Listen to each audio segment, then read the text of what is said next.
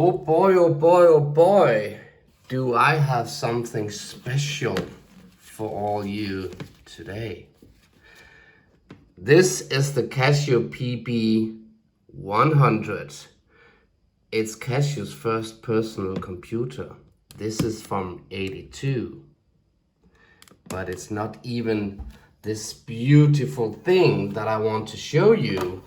No, I have another computer from Casio that I want to show you. This one. This is the handheld computer from Casio, the FP-200. And I even have the floppy disk drive. That is an optional feature. Very, very rare and never ever featured yet on YouTube. So this is gonna be a first for all of you. But obviously, before we turn this one on, I have its power supply that we need to open and test. And we need to see if it gives out the right voltage. And before we turn this one off, as it is super, super rare, we need to test the built-in power supply within it. So, let's put this on the kitchen table and let's open up and see what we have inside.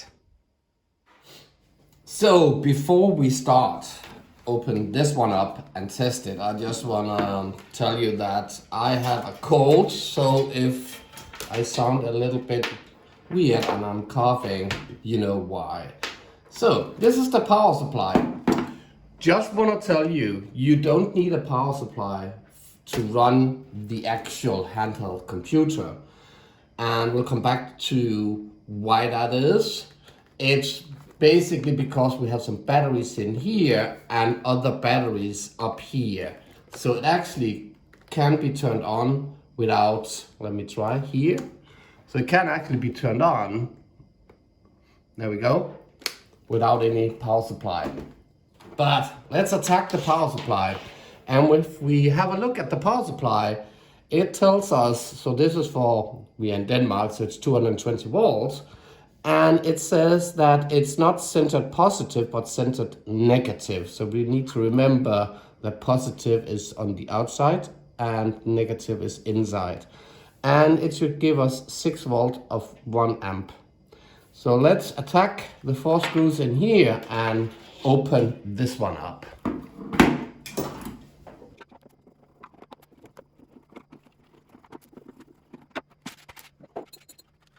It's a bit dusty in here.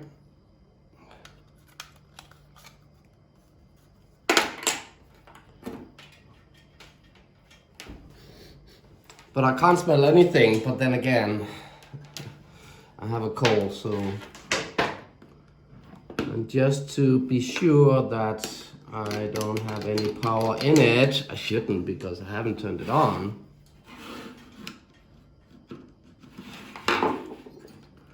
Let's have a look. There we go. Let's see if you can see it, sorry. So there's a fuse down there, and from here it seems absolutely okay. But let's see if we can get it out and test it.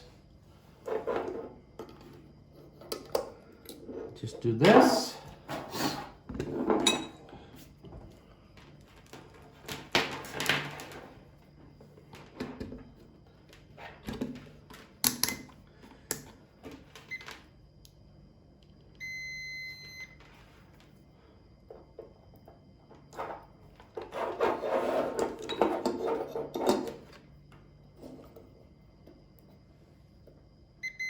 Yep, perfect. So let's just put it all together and let's measure the voltage.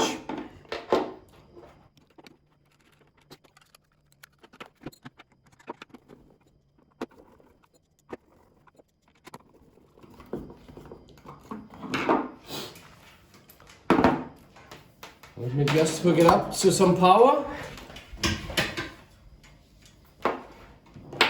be on juice now. So let's get the voltmeter in. There we go. And minus is inside and positive is on the outside. There we go. So it's giving us 6.1. Perfect. So let's hook it to the computer.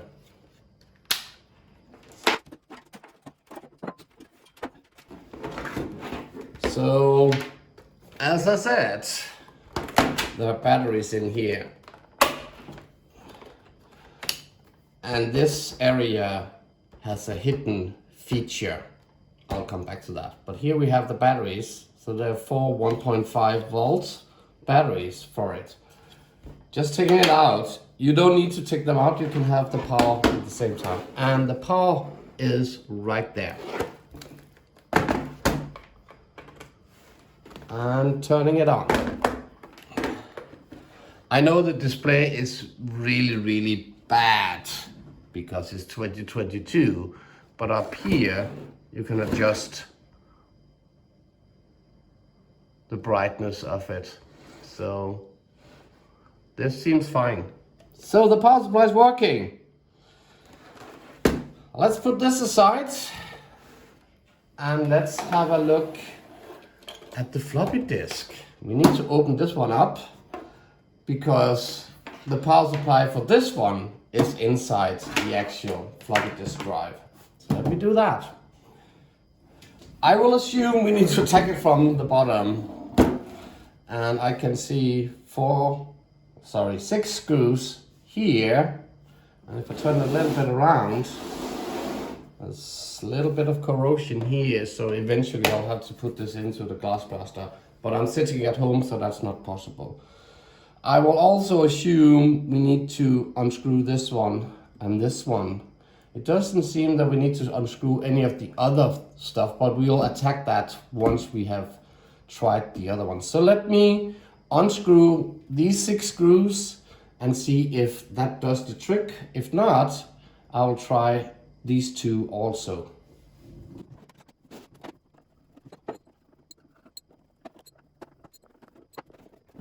Looking at the cabinet, it's metal. I can see it goes down here. So maybe this can all now just be, I'm not sure, but maybe this can just be pulled this way.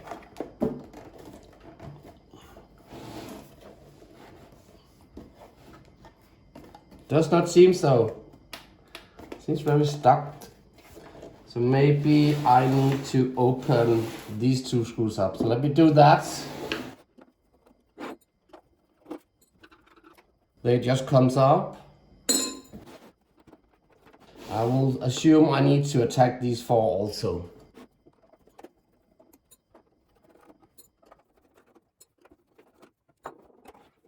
And there we go.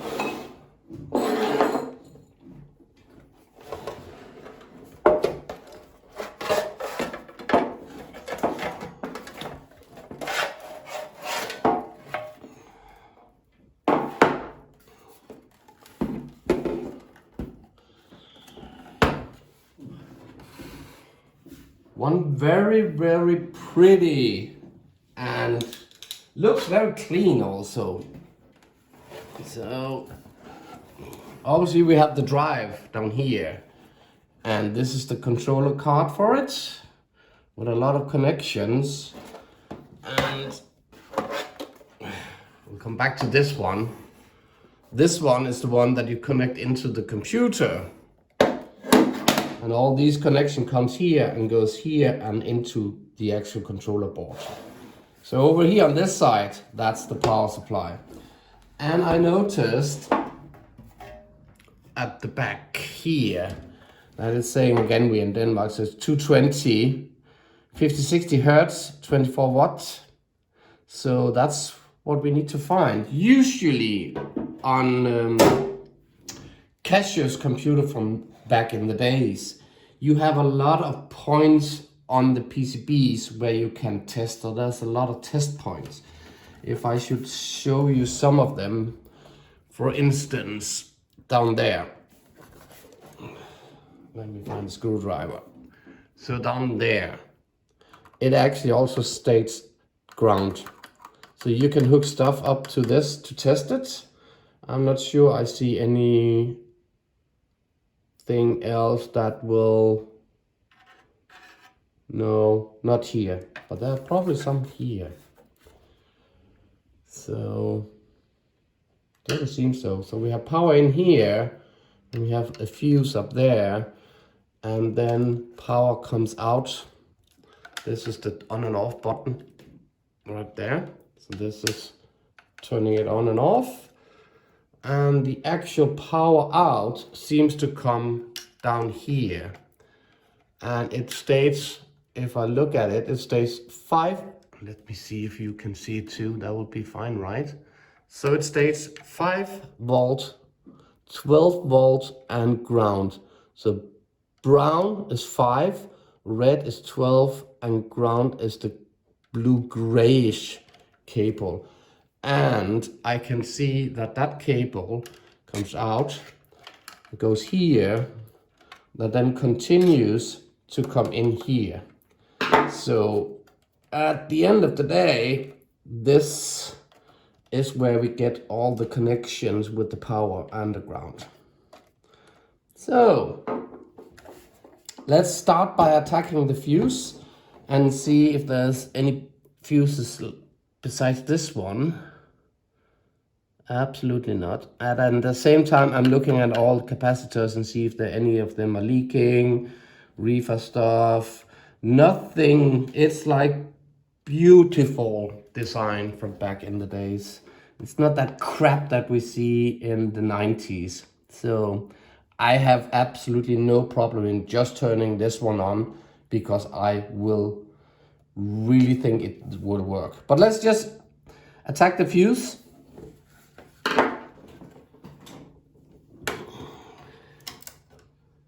Like this. Find the voltmeter. Continuity test. Yes.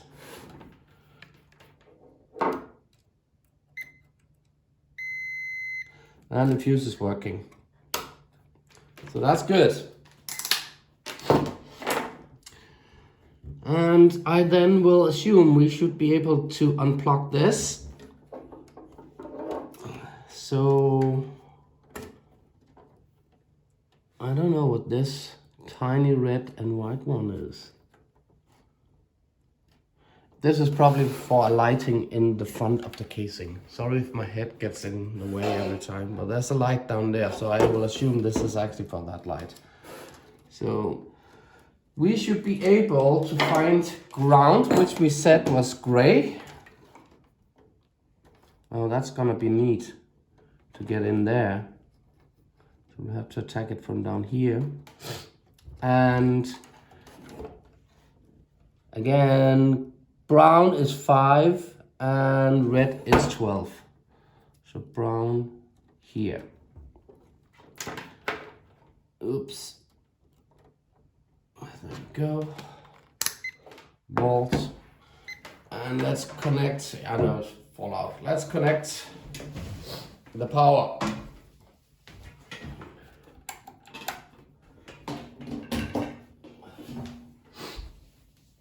And obviously the power supply is now all open to us. So no touchy. Just stay the beep out of that area. And be careful what you're doing. So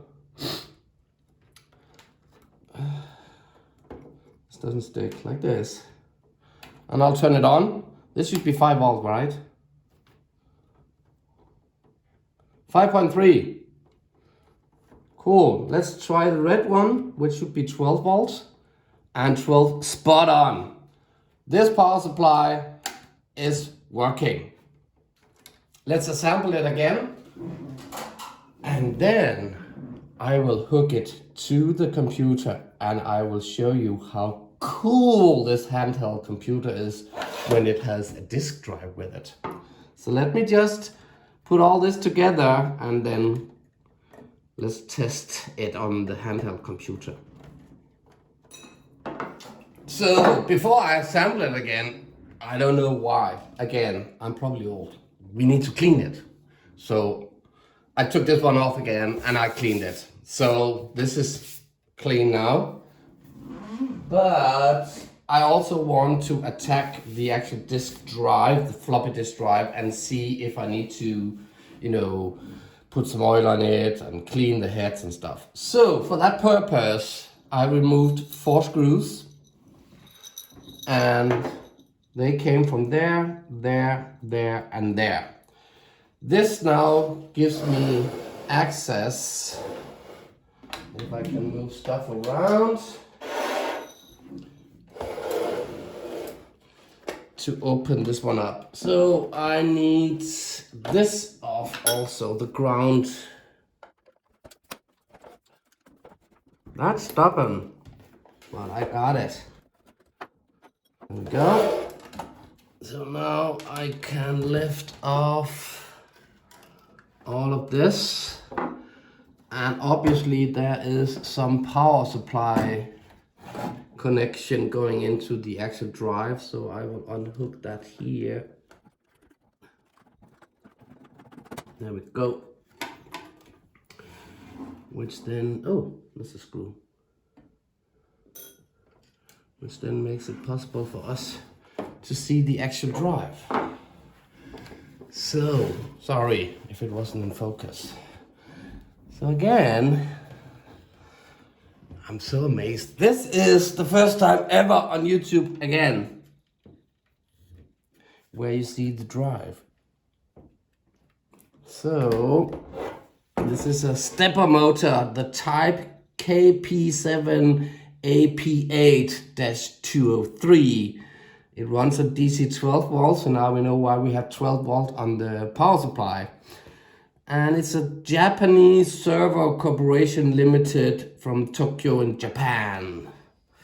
And over here, there's a model number that's for the drive itself. That's the model number JU200. And it even has a serial number. Let me see if I can see that. The serial number is 83H002197.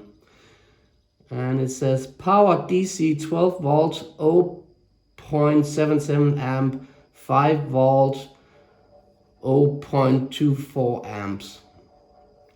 And it just says Matsushita something Communication Industrial Corporation Limited, made in Japan. MLC down here, no idea, but it seems that there's a circle around 1. Whatever that means. So just briefly have a look at the ribbon. It feels a little bit loose, I must say. I don't have a ribbon. We are in my kitchen, so I cannot fix that, but maybe another time that could be possible. So, and I don't even have a, do I? Let me go in one of my drawers. Maybe I can measure how long this is, just for future references. So let's try to take this one off, right?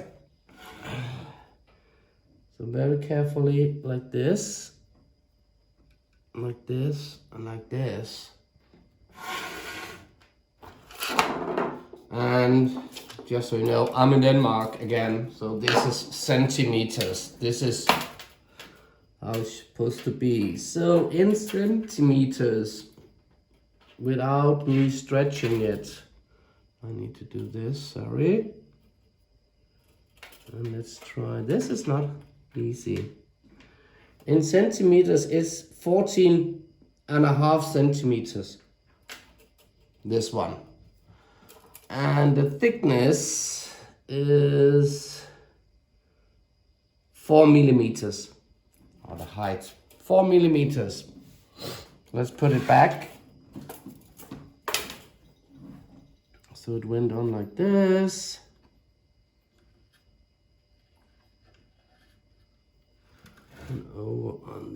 center. And then it should align itself. It is completely aligned. Perfect. Let me just turn it around because I want to get into the drive.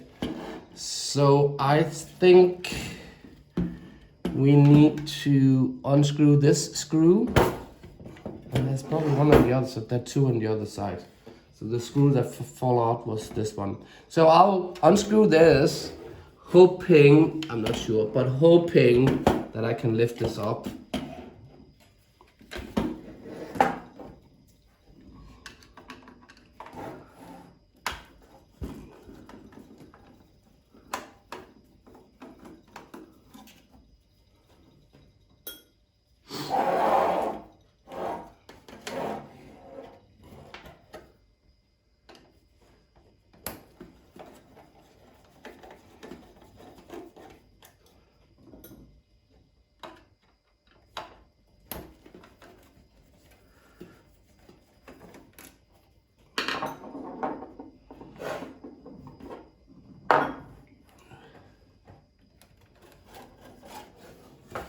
It does come off,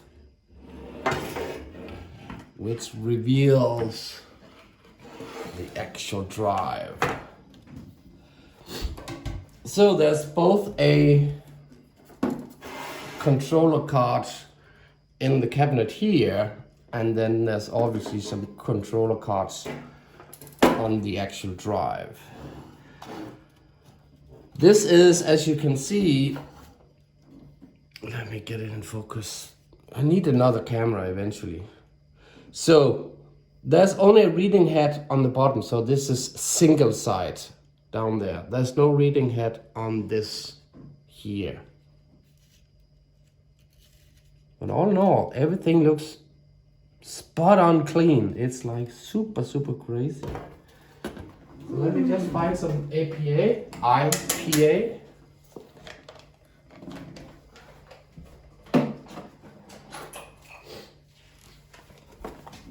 And just very briefly clean the head now that it's open.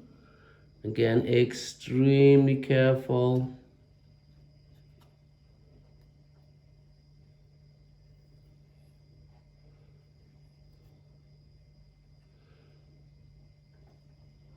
Besides that, I don't see anything that needs anything. I don't even want to touch the mechanism that moves the head forwards and backwards, because it really looks so clean in here. So let me, now that it's all clean, I also cleaned the front of the drive. So let's just assemble it, and I'll now officially come back to you once it's assembled. So now that we have tested both the power supply for the actual computer and the power supply within the floppy disk unit, and I actually also cleaned that one, I feel it's time for us to pay the attention to the actual handheld computer. Let me just briefly take a walk around the computer, and once we've done that, I will have to open this one up also and see if I can take all this off and clean it, and see how we get access to taking off the keys, if that's even possible, and clean those also. So first, the computer, the outside. In front, there's nothing. If we turn this way around, we see the first feature connector. That's this one. This one is actually a connector for an external numeric keyboard that you could hook to this computer. And let me just show you a picture of that. I don't own one myself, so if anybody of you happen to have one, I would like to lend it, or if you are willing to sell it, I would like to buy that so I can extend this one with that external keyboard. This one over there next to the P, this is the reset button. I have no clue why there's a P down there. This is for the power supply that we saw. If we move to the back, Over here, this is the printer port. So you can hook this to a printer or a plotter. You also have this connector here that is for an external tape drive where you can store and load stuff on. This is the RS232C connector. This is used either to connect to a modem, or this is actually makes it able to connect to the FP-1000 or FP-1100 computer from Casio also. Then you could link those together and they could actually exchange the data. Up here, this is for the lighting of the display, the contrast. And in here, we know we have the battery compartment. And the second feature in this computer, deep in there is a connector. And if I move the floppy disk drive closer and I show you the connector, it may all now make sense. This goes in there without the batteries, which then means in order for you to operate the computer together with the floppy drive, you need to hook it up to the external power supply. So let me put this back in, move this a little bit away. And the last side, we have the on and off button. If I now turn it around, we have two compartments. There's one over there, there's one over here. Let me try to see if I can open it very carefully. You press a little bit down and then you move it towards you. In here, you have extra batteries. These batteries are the batteries that actually store and keeps the memory or data within the computer alive. So had you made a program, this comes with a basic interpreter. So had you made a program or had you stored some memory data in some of the memory areas, that will all be kept even though you pull out the batteries from the top when it's not connected to an external power supply. That's due to these two batteries. So the last compartment, same, push a little bit down and then towards you. They hold 3 expansion slots. You see there are 2 here and then there's one over here. This is not the same design or layout. These 2 are for optional ROMs with built-in programs. So you could have like the word processing or a communication program or other games or whatever. You have those on ROM cards. This is a RAM expansion area, so you could expand this unit. So let me put the lid back on. Oh, it just slides in again, like this. So, that's the walkthrough. I'll walk around it, and I'll just finish off by telling you that the keys are very stiff and hard to type on. But we need to open this one up also because I want to clean it. So we will have to attack it, and I see that we have 1, 2, and maybe 3 and 4 places where we need to unscrew to lift it up. So let me try to see if that actually gives us access to the inner of the computer. So I have removed the 4 screws that we were talking about in each corner. So we should be able to open the casing up. I know that there's a tiny hinge there and one there and one there and one there. So when we open this up, this is how we get access to it. So let's see if we can get underneath those. There we go. And I also know, because I peeked in it earlier, there are 2 ribbon cables inside it. So don't rip this off, just be very, very careful. And remember, it's almost 40 years old and ribbon cables are extremely fragile. So if I open this up, I hope you are able to see it like this. There are a ribbon cable here and a ribbon cable there. And according to the manual, it says that it's just supposed to be pulled upwards. So I will very gentle try to pull them up without damaging them. Very slowly. This one over here is bent a couple of times. Let me show you. I don't know if you can see. So this is again fragile. So let me see if I can get underneath it.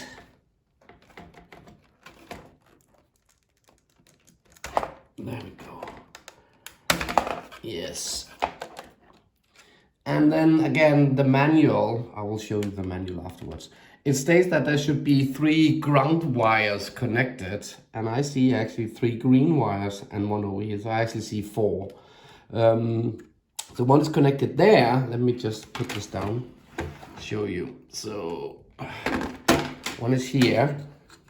That should just be able to be pulled out like this. Yeah. This one I need to screw this one off. So let me find the screwdriver. This is not the right size. There we go. And then I have one over here also. So this gives us access to the top where we have the keyboard and the display. So this is the print board for the actual display. And in order for us to get the keyboard off, I see tiny screws all over the place here, which we need to probably attack. I will see, I think we need to take more or less all of the screws off in order to lift the keyboard out. And if we look here, this is the actual computer itself. And these 2 areas up here, let me see if this in focus, it is. These are actually power supplies, which converts the voltage that comes in here and the battery power into whatever it needs on the actual board. We'll come back to this because we need to remove all of this in order to clean this bottom of the casing. So let's see if we can screw all of these off.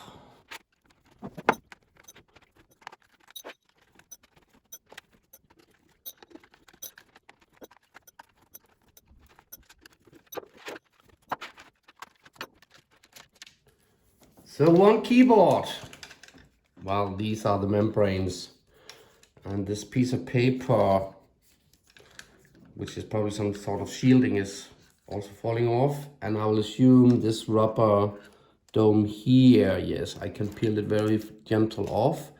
And these are just old-fashioned rubber domes that we need to clean. And we need to look at the PCB. Again, very fragile, so let me just put it away. It's a bit dusty, so it definitely needs to be cleaned. And this gives us access, as I can see, to the actual keys. And this is gonna be fun. So here we have the keys, so I'm pressing on the keys. And I can see in order for us, sorry, there you go. In order for us to get the keys out, I need to clip in on this one and this one on each side, and then the keys should fall downwards. So before I do that, oh, wow. That was all the keys up here falling out. I wasn't aware of that. There we go. So before I actually start pressing out the keys, I'm just gonna make this still video so I have the placement of all the keys. So let's try to attack the enter key over here first. Well, that looks complicated, so I don't feel I want to start with the most difficult one. Let's find one of the normal keys. So maybe like an insert key up here. Yeah, let's try this. That's the white one. So maybe I should find a tiny screwdriver. I have a screwdriver here. So I will assume I can just, again, this is plastic, so very fragile, like this, and like this. And maybe it falls out, does it? Yes, it does, actually. So let me turn this one around. So I removed this one up here. And this is actually the actual key. And on the other side, these are the ones that I'm pressing very gentle inside so the keys fall out, but they are tiny, thin, so this could theoretically break off if you're not extremely careful. So let me, I'm not gonna film this because I really need to be focused on what I'm doing. So let me just take out all the keys that are normal, and then we'll have to look at some of the other keys that are a little bit more special. So for instance, we had the enter key here, and down here, this is the space bar. That also seems a little bit special. Besides that, you know, it's only those two that are special. Yeah, so let me just remove all the keys and come back to you afterwards.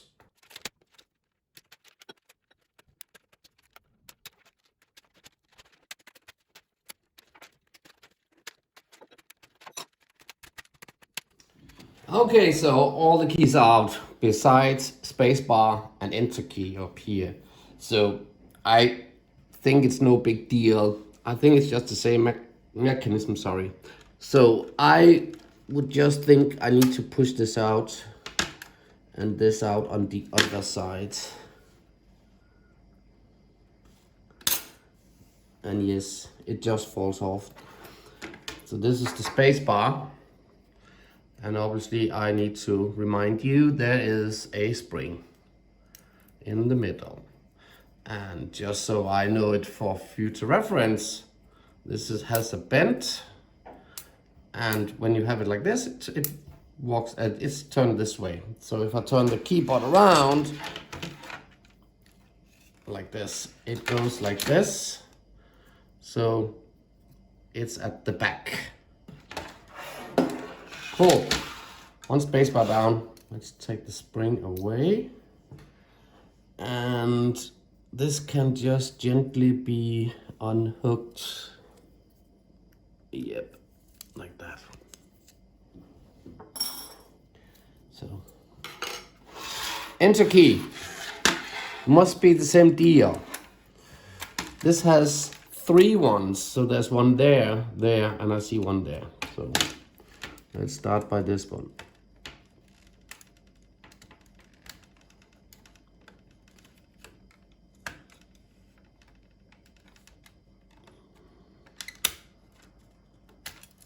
Yep. Again, there's a spring.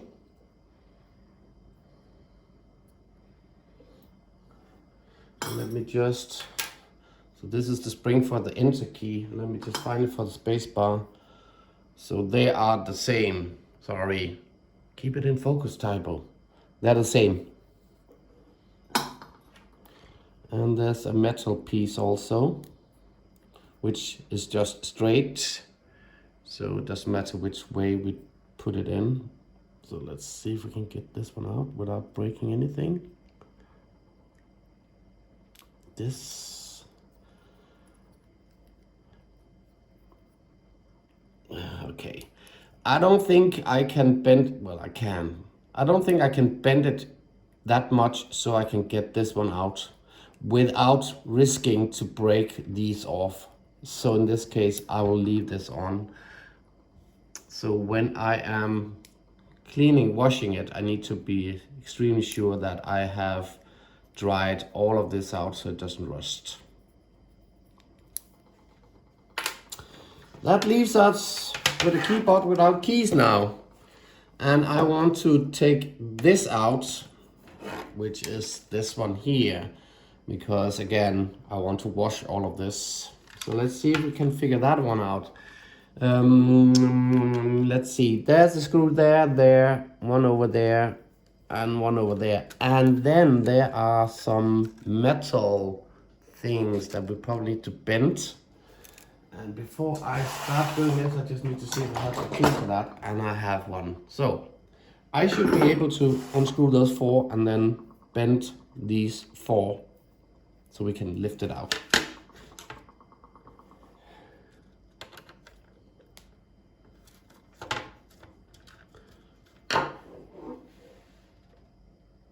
Yes. I just want to see, so these are the screws that hold down the keyboard, and this is another kind of screw, so I can leave it in there and I know it's these.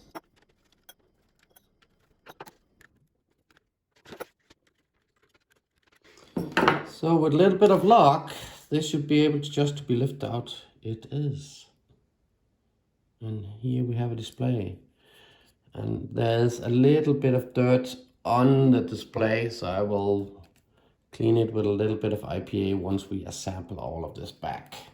So this goes up here, and I'm not sure if I can get the plastic off, because I think, yes. So I can't get this piece of glass, well, it's plastic, transparent glass, plastic, because it has been welded into the casing here. So I need to leave this.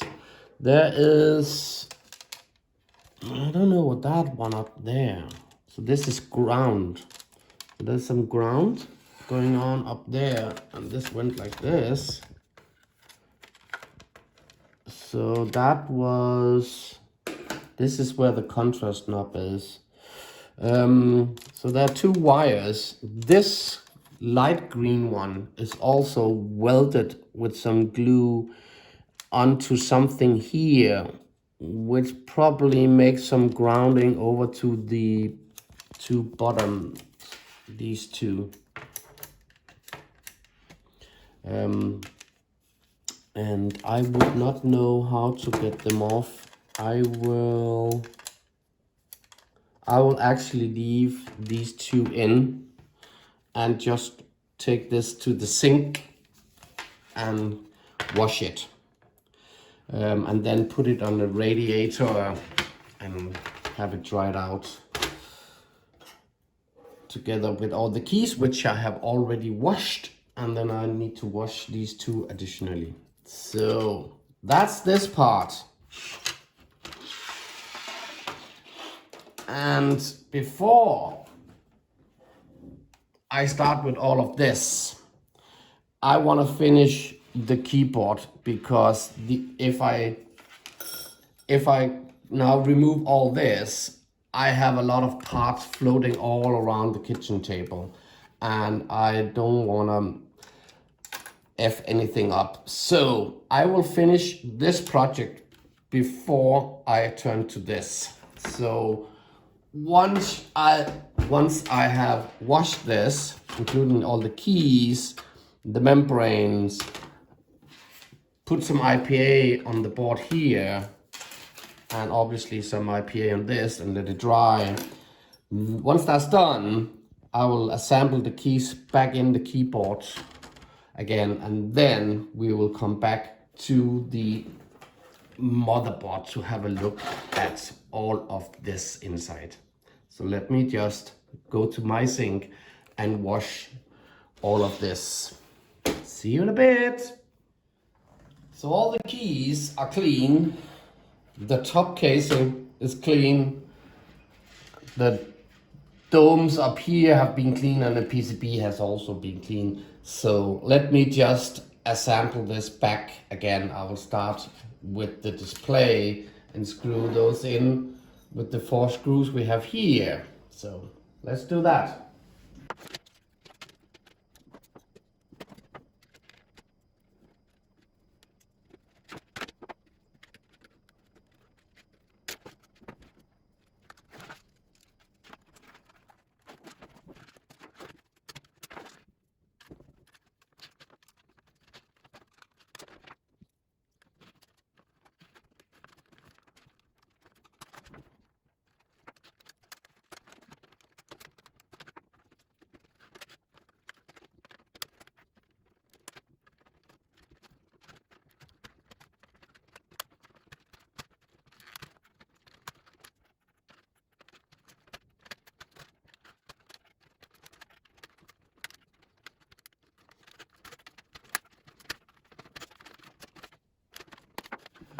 Well, that went almost smoothly. And they are where they have to be. The enter key and the space bar have the springs in. I forgot the spring in the beginning of the space bar, but there we go.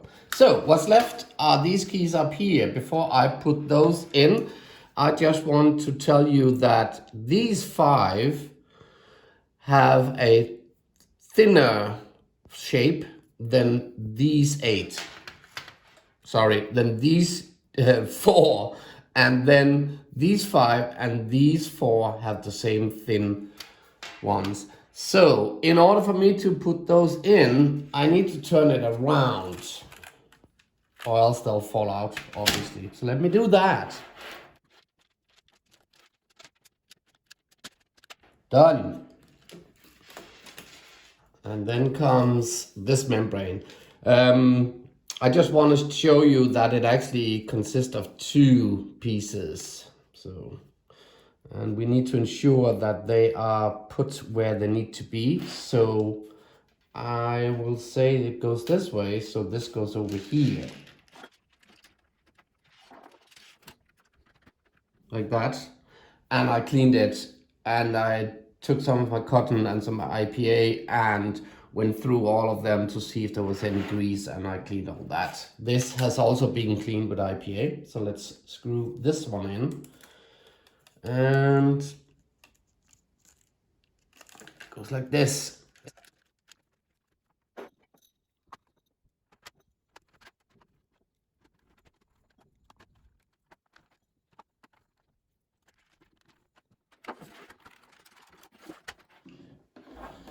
So I feel we should actually try to hook the keyboard up to the actual computer so that we can test it. Like, which way was it? Like this. So let's try that. It's back in. And let's try to turn it on. Probably need some. We need the ground cable first.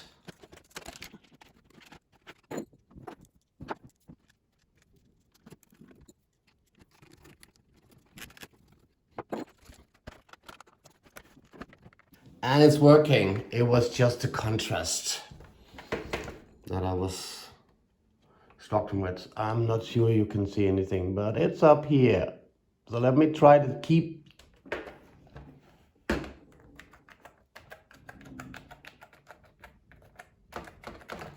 Nine is struggling.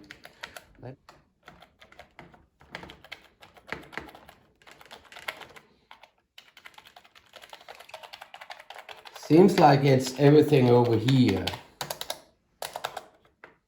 And that's probably one of the membranes then. Because everything over here works. QV, RT, Y, U, I, A, S, D. Yeah. So we need to unhook it and look at the membrane on this side. It seems a bit out of line.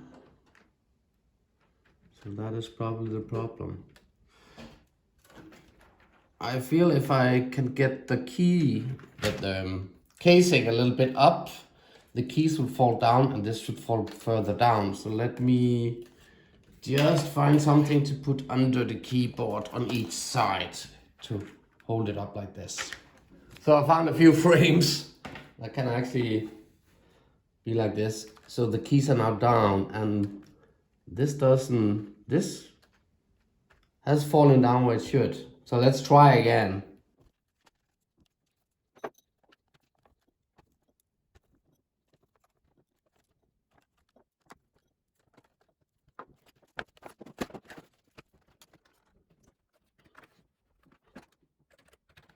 Much better. Everything is working.